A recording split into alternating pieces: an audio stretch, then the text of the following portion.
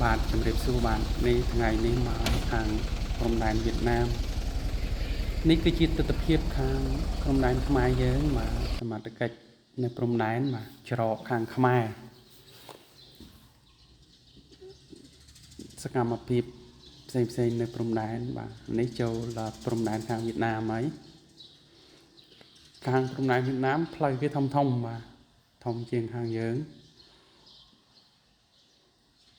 នៅព្រំដែនគេធំជាងខាងយើងហើយយើងកំពុងធ្វើដំណើរនេះទៅគេទៅឆែកប៉ាសពតបាទខាងវៀតណាមហ្នឹងមានការឆែក3កន្លែងទេបាទកន្លែងទី1ឆែកប៉ាសពតហើយកន្លែងទី2គេឆែកអីវ៉ាន់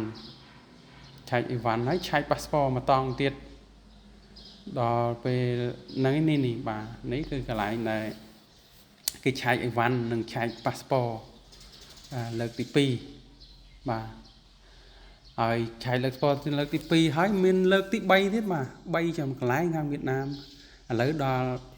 ខាងពេទ្យយាឡាយបាទនេះហៅពេទ្យថ្មីហុងវឿងពេទ្យថ្មីនៅយាឡាយហ្នឹងពេទ្យចាស់នៅបាននៅជាប់លបងគ្នាហ្នឹងហុងអញយាឡាយហ្នឹងបាទនេះទស្សនវិជ្ជាចូលពេទ្យទីពេទ្យបាទ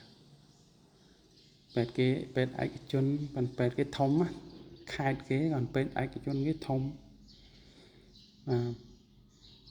នេះសកម្មភាពដល់កន្លែងពិនិត្យបាទខ្មែរយើងគេមានសេអសខ្មែរមួយប្លុកនោះមានអ្នកបកប្រែ3នាក់ដែលរងចាំបកប្រែឲ្យខ្មែរដោយអត់គិតថ្លៃទេបាទបកប្រែហ្នឹងនេះខ្ញុំធ្វើវីដេអូថតជាឯកសារទេមិនមែនថាចង់ពាណិជ្ជកម្មឲ្យពេទ្យគេទេបាទ